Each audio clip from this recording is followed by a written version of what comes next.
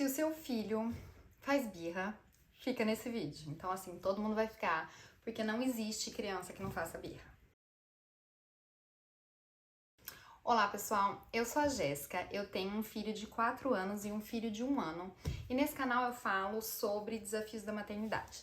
Eu acho que até 2 anos, para mim, o grande desafio da maternidade é a privação de sono. A partir de 2 anos, é birra, negociação, bater o pé no chão, enfim, né? Todo esse drama que a gente conhece. Então eu queria compartilhar com vocês algumas dicas que, olha, eu testei e que realmente funcionam, sabe? Não é aquelas dicas teóricas, são dicas práticas, testadas. A primeira coisa que eu acho que é o mais importante que a gente precisa pensar quando a gente fala de birra é que a criança não vai se comportar bem se ela não estiver se sentindo bem. E isso a gente consegue ver na gente mesmo. Vou dar um exemplo. Quantas vezes você que tá aí teve uma reação e depois pensou assim, nossa, se eu não tivesse preocupado com o trabalho, se eu não tivesse tão cansada, eu não teria esse tipo de reação. Pra mim, foram inúmeras, porque eu trabalho um monte, eu sempre tô ocupada e várias vezes eu tenho reações ruins porque eu não estou me sentindo bem. E quando você reconhece o sentimento do seu filho, olha, eu não tô falando pra você falar, ai meu amor, o que você está sentindo? Não, tenta dar nome. Então tenta adivinhar. Chuta.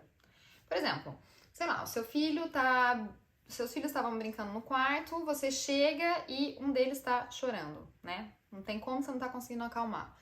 Então fala, nossa, você deve estar se sentindo frustrado porque o seu irmão pegou o seu brinquedo. Algo assim. Chuta, tenta. E daí ou ele vai te corrigir, ou ele vai falar que sim, que ele está se sentindo frustrado. Ou falar, ah, ele não tinha o direito de pegar o meu brinquedo. E daí você começa uma conversa.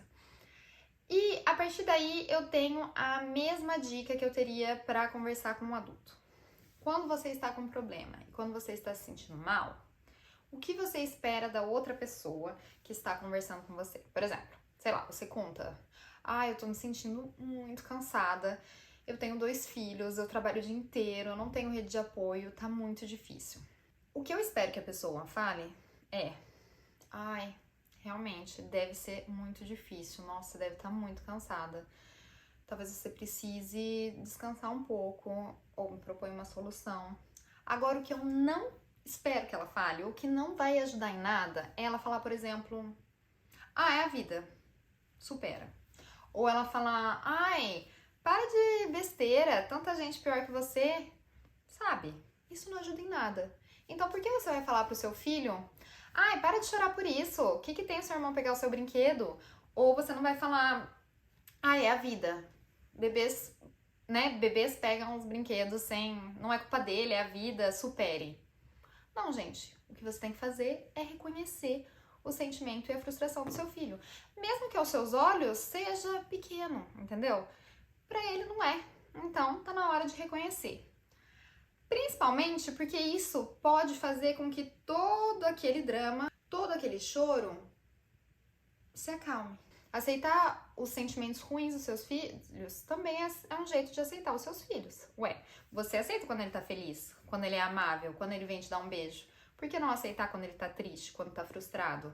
Não é mesmo? Várias dicas que eu vou dar aqui vêm de um livro que eu vou pôr aqui na descrição que eu li e que eu acho assim muito interessante, porque ele é um pouco contra-intuitivo, né?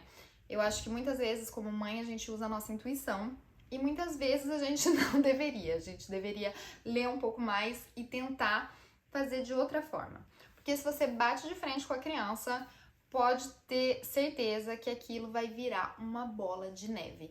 E que tem jeitos assim mais leves de levar esses episódios de birra.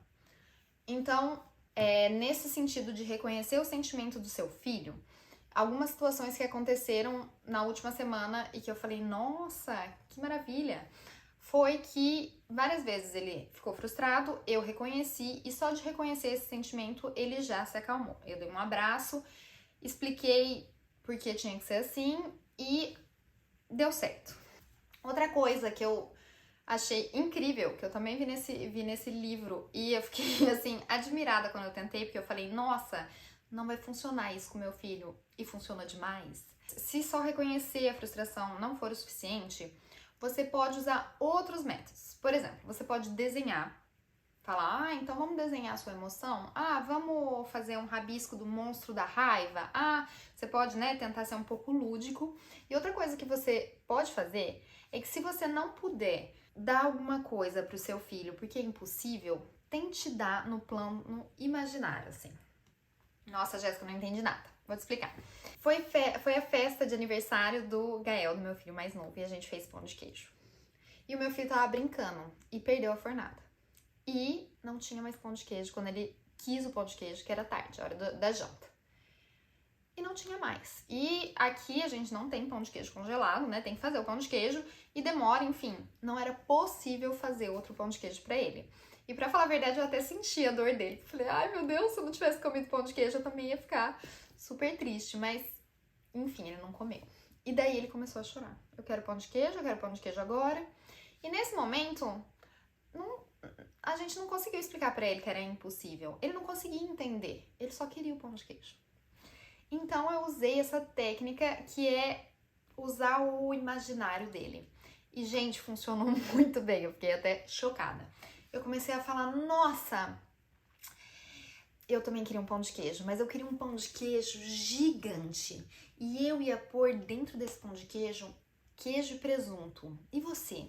Se tivesse um pão de queijo gigante, o que você ia pôr dentro? E daí, ele parou de chorar, ele deu aquela olhada assim e falou, maçã. Eu falei, maçã? Mas maçã, queijo e presunto ou só maçã? Ele falou, ai, maçã, queijo e presunto.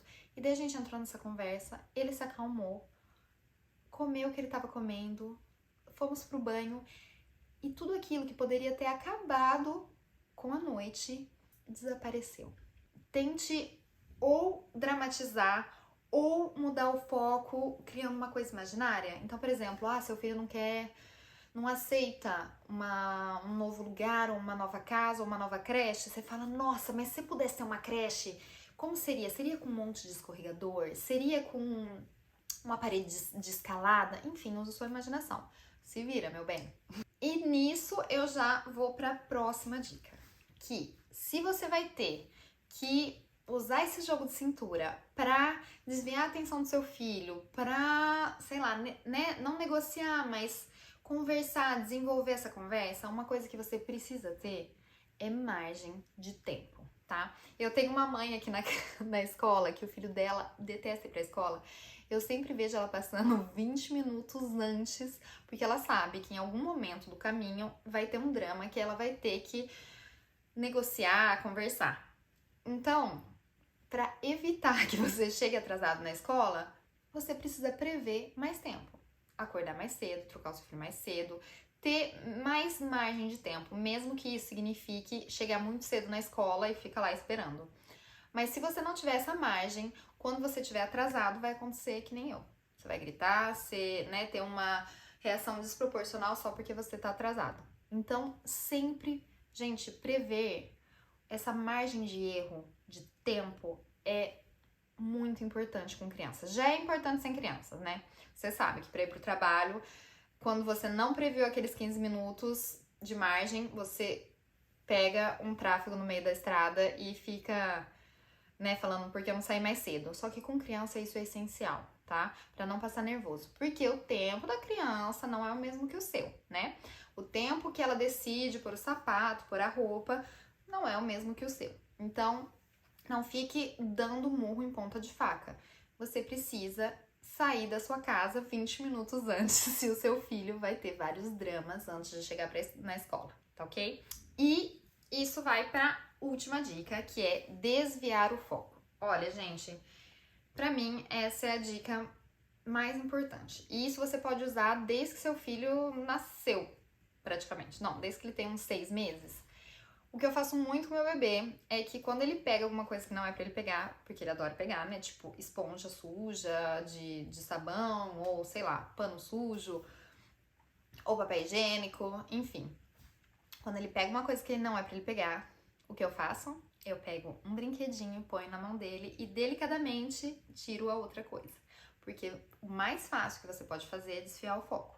Se você tirar o que ele pegou da mão dele, ele vai chorar durante 30 minutos. Não faz sentido, não é? Se tem um jeito mais sorrateiro, com jogo de cintura pra fazer, por que você vai usar o jeito mais dramático que vai desperdiçar o seu tempo e a sua energia? Com crianças mais velhas é a mesma coisa, tá? Desvia o foco. Eu sei que com o passar do tempo fica mais difícil. Era muito mais difícil eu desviar o foco do meu filho quando ele tinha 2 anos. Agora com 4 anos que ele já sabe negociar, ele volta, né? No assunto de antes. Mas até onde você conseguir, desvie. Eu tenho um exemplo muito bom de uma amiga minha, que ela falou que ela tava levando o filho dela na escola e ele falou que ele não queria ir pra escola. Ele tem 4 anos. E daí ela recebeu uma mensagem que o nosso amigo não ia chegar um pouco mais tarde no trabalho porque a mulher dele quebrou a perna e ele teria que levar ela no hospital e tudo mais. Então, ela usou isso. Ela falou pro filho dela, nossa, você não vai acreditar. O meu amigo, a mulher do meu amigo quebrou a perna e ele vai ter que levar ela pro hospital. Como será que ele vai levar ela pro hospital? Daí o filho já começou, eu acho que ele vai pegar ela no colo. Daí ela pegou ele no colo, assim. Daí ela falou, mas outra coisa que ele pode fazer também é fazer ela pular de uma perna só. Então vamos pulando de uma perna só até a escola? E assim ela mudou o foco e ele foi pulando de uma perna só, entrou, deu um beijinho nela, entrou pra aula e acabou. Ela poderia, né, ter tido um escândalo, que todos conhecemos, mas ela desviou o foco. E se você tá pensando, mas isso é mimar o seu filho? Não é, gente, porque no fim ele foi pra escola, entendeu? Eu acho que o mais importante é você ter a finalidade, não é mesmo? Não é comprar o seu filho, não é negociar, barganhar, mas por que não ir no caminho mais leve? Não é mesmo? Vamos usar isso no nosso dia a dia? E por último, eu quero falar pra vocês que isso não vai funcionar o tempo todo. E que você vai fazer isso uma vez, 2, repetir 3, 4, e isso é educar, entendeu? Vai funcionar de primeira? Não, mas é repetindo que você consegue, tá ok? Educação é repetição. Pra gente aprender alguma coisa, a gente precisa ter contato várias e várias e várias vezes. Eu fiz muito concurso nessa vida, eu sei do que eu estou falando. Mesmo adultos, pra gente aprender as coisas, a gente precisa de repetição. Criança é igual. O que você precisa é ter uma resposta coerente e consistente, tá ok? E o único jeito de você ter sempre a mesma resposta e ter consistências de resposta é você manter o seu discurso e ter limites muito bem definidos. E os seus limites da sua família, quem vai delimitar é você, não é ninguém mais. Você e o seu parceiro e as pessoas, né, que sei lá, são ativas na criação dessa criança. Não é o vizinho que tá olhando torto a cada vez que seu filho dá um escândalo quando ele vai pra escola, não é a professora. Quem vai delimitar o que é permitido e o que não é permitido é você. Então pense bem, tá ok? Eu não tô falando que as regras que você delimitou hoje, elas não podem mudar. Lógico que podem, mas tente estabelecer regras claras para que isso esteja tão claro na sua cabeça que você sempre vai exigir a mesma coisa do seu filho. Constância e repetição é sinônimo de educação, tá ok? Então, vou dar um exemplo. Aqui em casa, eu falo que a regra número 1 da casa é que ninguém bate em ninguém. E eu repito isso quase todo dia. Quando meu filho vem e, sei lá, me dá um tapa do nada, ou que a gente tá brincando e ele se excita assim e bate sem querer, ou, né, sem a intenção de machucar, ou quando ele bate no irmão, ou quando, sei lá, puxa o rabo da cachorra, eu sento e eu falo. Isso é proibido. Aqui em casa, ninguém bate em ninguém. E eu faço isso todo dia porque eu sei que a regra é que aqui em casa ninguém bate em ninguém. E tem várias outras micro-regras também, né? Aqui em casa ninguém risca a parede. Aqui em casa, sei lá, todo mundo come de tudo. Então, foi estabelecendo regras claras. Eu tenho essas regras, assim, escritas, que ficou muito mais fácil de delimitar e de saber que batalhas eu vou realmente lutar. Porque você não vai conseguir ganhar todas as batalhas e nem lutar todas as batalhas. Mas as que importam, você precisa lutar e se assegurar que aquilo vai ser respeitado. Então é isso, gente. Eu quero fazer muito mais vídeos sobre educação positiva, porque é um tema que eu amo. E se você tem dicas pra diminuir as birras das crianças de forma amorosa, né? Põe tudo aqui embaixo. Grande beijo!